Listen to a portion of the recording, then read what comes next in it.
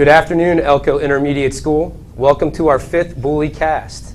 Today, we're going to be speaking about a topic that has become very big in the last couple years. We are going to be speaking about cyberbullying. Our Director of Technology here at Elko was gracious enough to come here to the Intermediate School and speak with us. So please give Mr. Boltz a warm Intermediate School welcome. Thank you, Mr. Muir. I'm here today to talk to you about something that's becoming a very important topic, especially as we get more computers in our homes and we start to use computers a lot more, and as you guys get older and start to get into your teenage years, you're going to see some of the things that I'm going to be talking about, and that is cyberbullying. So first of all, and we'll now draw our attention to the slides. I guess my first question is, how many of you have heard of the term cyberbullying? Okay. Does anybody know what the word cyberbullying means? Go ahead. Bullying over the internet. Bullying over the internet. That's a real good definition. I took this definition right from a website myself that said incidents where adolescents, anybody know who adolescents are? The internet? The internet? No? Us. Adolescents, students, kids. Incidents where adolescents, students, or kids use technology, usually computers, sometimes cell phones, to harass or threaten or intimidate your friends or your peers. And peers mean the other people that are around you. Okay? Ways that cyberbullying occurs. Anybody have any ideas as to how cyberbullying might occur? How that somebody could bully over the internet, harass, threaten? You started to raise your hand. You want to give an example? Just basically type it in, kind of, you know. Like Type into what, though? Like emails and stuff. Okay. So you're saying it could be through an email. Yeah, like through emails and stuff. Okay. And I guess I should say we're going to move away from the slides at this point. So maybe through an email, somebody could bully someone else. Yes, sir? Facebook. Through Facebook. Okay, do you know what Facebook is referred to sometimes?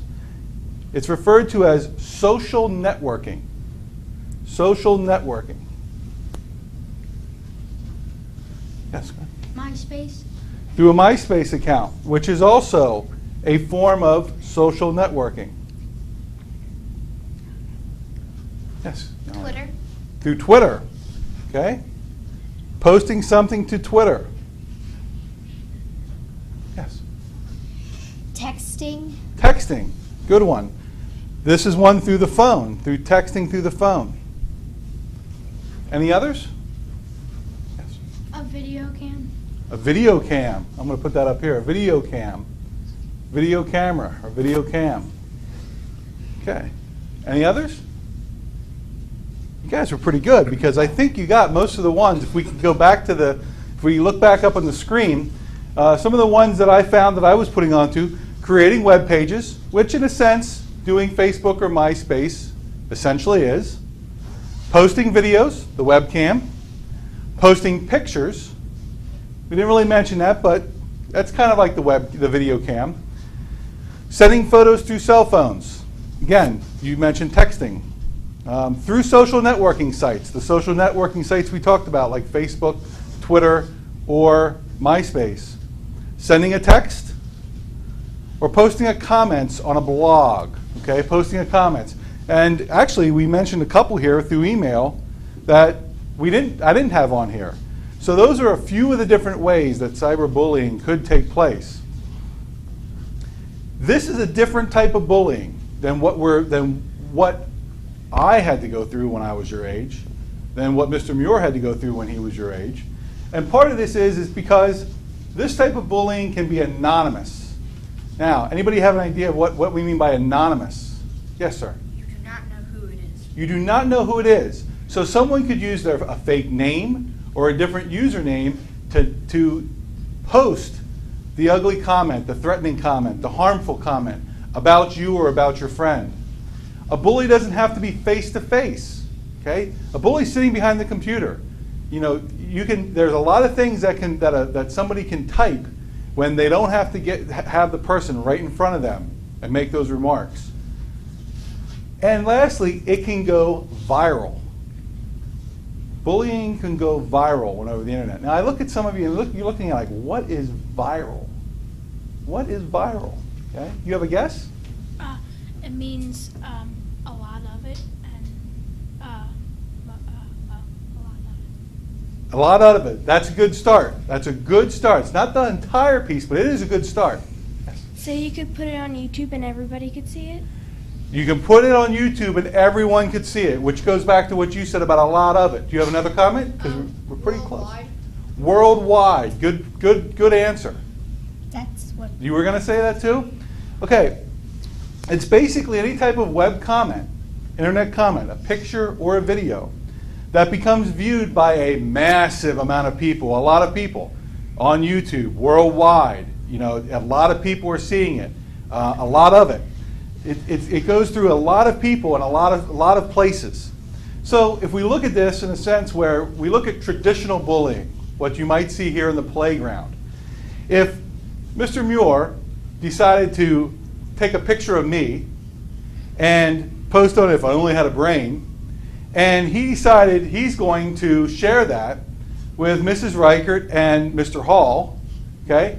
In the traditional bullying that happens in the playground, those are the only people who really saw him or encountered what Mr. Muir was doing to me, okay? Now they might tell a friend or two of theirs, but in reality, the bullying took place and it stayed somewhat local, right here amongst us. When you look at cyberbullying, and you have the same type of incident where here's the picture of me that Mr. Muir put up, and he's announcing it though, but this time he's announcing it through the internet and through the web. And maybe he's sending Mr. Hall a text message about it. And maybe he's sending Mrs. Reichert posting a blog about it, posting something on his website. Well, what he sometimes and maybe forgets is because he just did that, Mr. Longenecker is now looking at it too. And what ends up happening is now, because it's on print somewhere and it's on the internet and it's on a computer or it's on a phone, Mr. Hall might be sending it to a couple of his friends. Mrs. Reichert might be sending it to a couple of her friends. And Mr. Longenecker might be sending it to a bunch of his friends, it looks like. Okay? And now all of a sudden this bullying is growing and growing. And it's not so local anymore. More people, it's a lot of it. It's going worldwide. And that's what happens when we talk about it going viral. Is we have the bullying taking place. Mr. Muir might go, oh no, what did we just do? This isn't what I wanted it to happen. And that's the thing. A lot of times, kids think this is an innocent little joke. I'll just text it to one person. I only posted it so my friends could see it.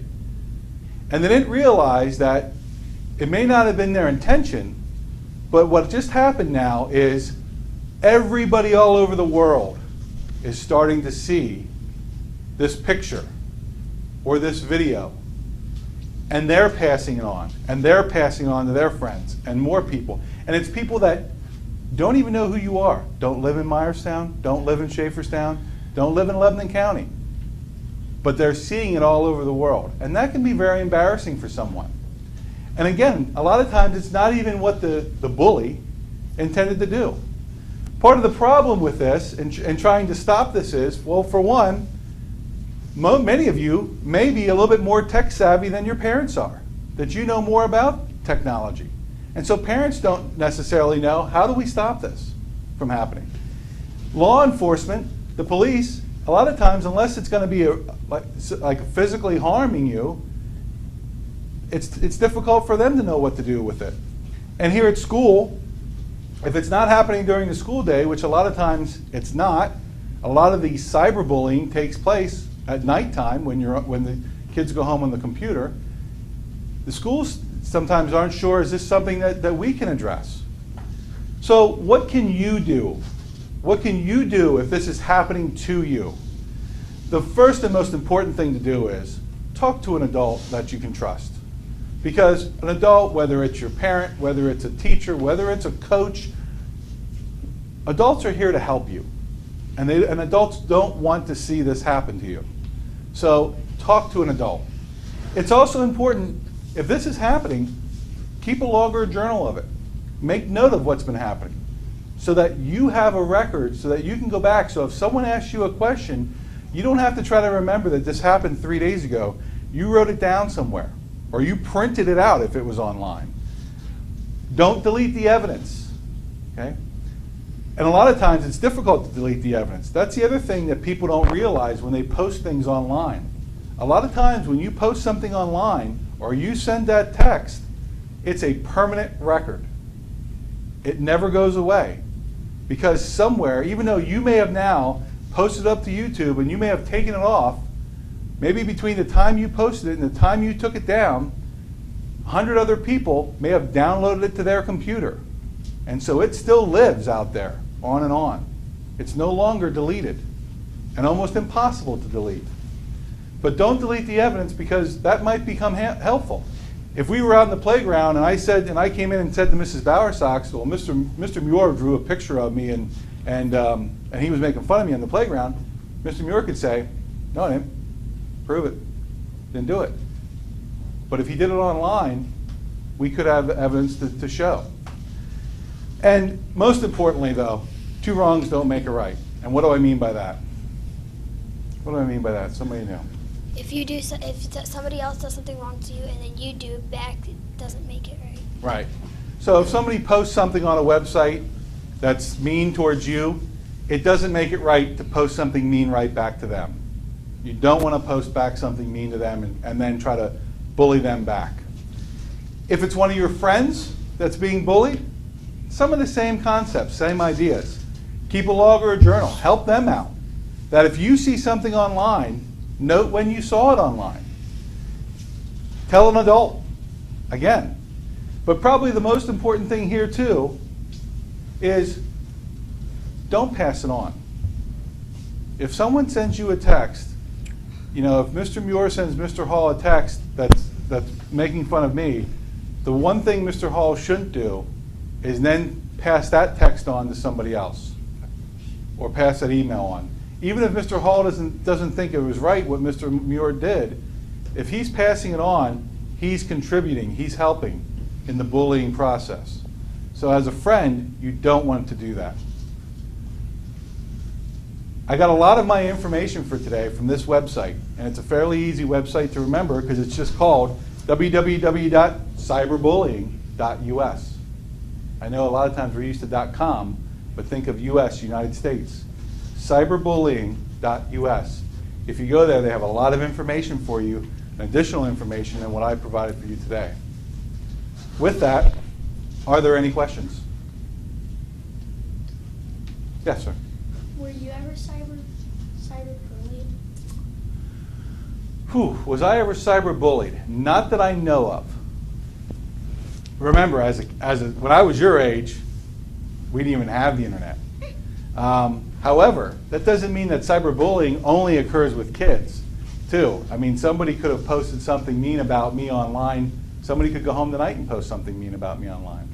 But I can't say that I've ever seen anything posted about me at this point. Yes, sir. Have you ever seen kids been seen cyberbullied? Yes, I have, and that's part of what I do. I mean, part of my job is to help when things are happening like that. Is to help try to find out, you know, when it occurred, if there's anything we can do about it at school, and try to help out as best we can. So I have seen incidences of it. What does cyberbullying mean to you?